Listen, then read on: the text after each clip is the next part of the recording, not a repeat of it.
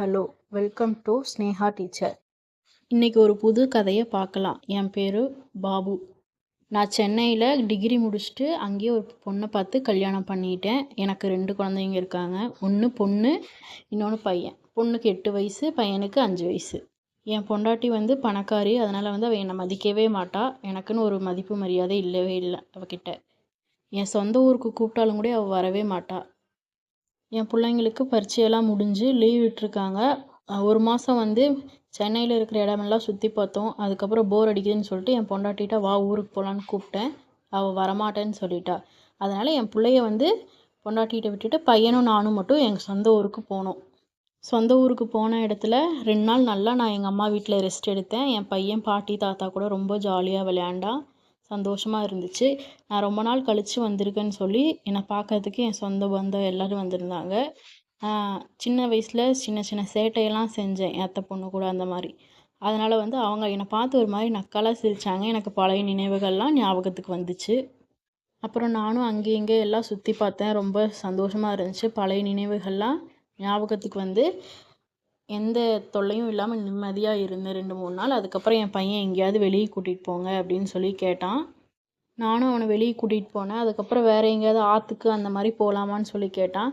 வாடா போகலாம் அப்படின்னு சொல்லிட்டு ஒரு ஆற்றுக்கு கூட்டிகிட்டு போனேன். ஆனால் அங்கே நிறைய கூட்டம். லீவ் டைமுங்காட்டிக்கு ரொம்ப நிறைய கூட்டமாக இருந்துச்சு. என் பையன் ரொம்ப சோகமாயிட்டான். இது சோகமாகாதடா, நான் வேறு ஒரு இடத்துக்கு கூட்டிகிட்டு போகிறேன்னு சொல்லி மலை மேலே ஏறி அங்கே ஒரு சின்னதாக ஒரு குட்டை மாதிரி இருக்கும். அதில் விளையாடலான்னு சொல்லிட்டு போனாங்க 2 பேர். 2 பேர் நல்லா ஜாலியாக விளையாடிட்டு வீட்டுக்கு சந்தோஷமாக திரும்பி வந்தாங்க. மறுபடியும் அடுத்த நாள் நாங்கள் அதே இடத்துக்கு விளையாடுறதுக்கு போனோம். அப்போது அங்கே ஒரு சின்ன புள்ள மாதிரி ஒரு பொண்ணு அவள் குழந்தையோட அங்கே இருந்தா.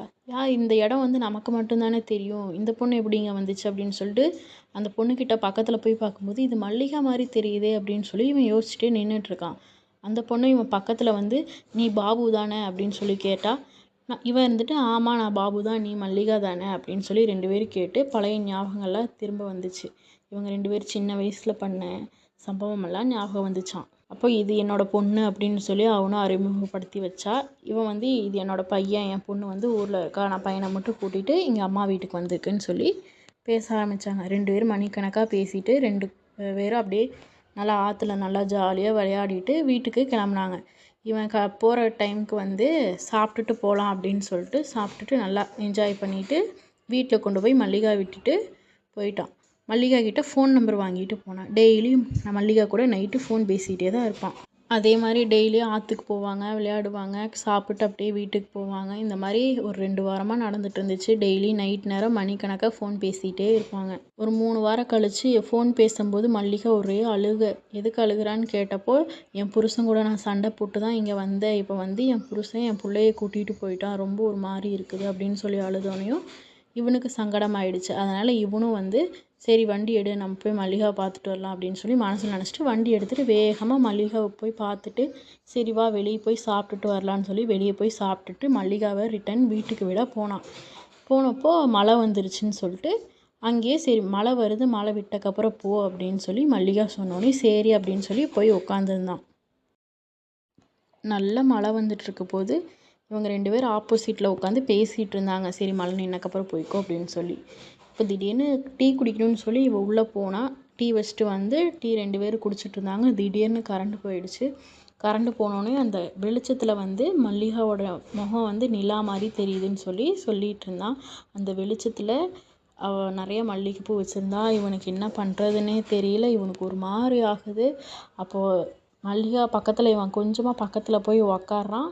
மறுபடியும் ஒரு மாதிரி ஆகுதுன்னு பார்க்குறான். மல்லிகா பக்கத்தில் போய் உட்காந்தோடனே மல்லிகா கீழே குனியும் போது அவளோட முந்தானை விலகுது. அவளோட பலூன் அப்படியே தெரியுது. அந்த பலூன் ப்ளவுஸை விட்டு வெடித்து வரணும் அப்படின்னு சொல்லி ரொம்ப துடிக்குது. அந்த மாதிரி அவன் அப்படியே பார்த்துட்டே இருந்தான்.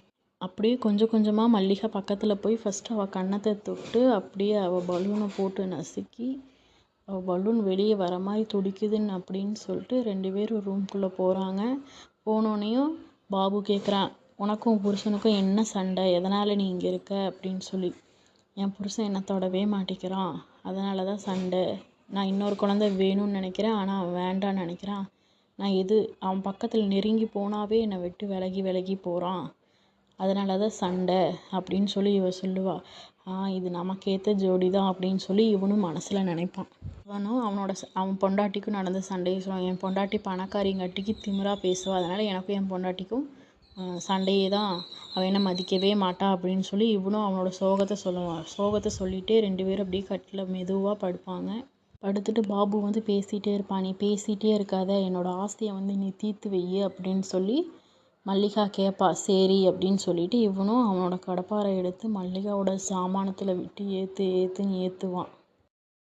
அப்படியே ஏற்றுன்னு ஏற்றும் போதே பலூனை பிடிச்சி நசுக்குவான். மல்லிகா கத்துவா. அப்படியே அவன் என்ன பண்ணுறதுன்னு தெரியாமல் எனக்கு சுண்ணாம்பு வர மாதிரி இருக்குது, நான் வெளியே விடவா இல்லை உள்ளே விடுவான்னு கேட்குவோம். நீ வெளியே விட்டு வேஸ்ட் பண்ணாத, எனக்குள்ளே விடு அப்படின்னு சொல்லி மல்லிகா அப்படியே முணங்கிட்டே சொல்லுவாள்.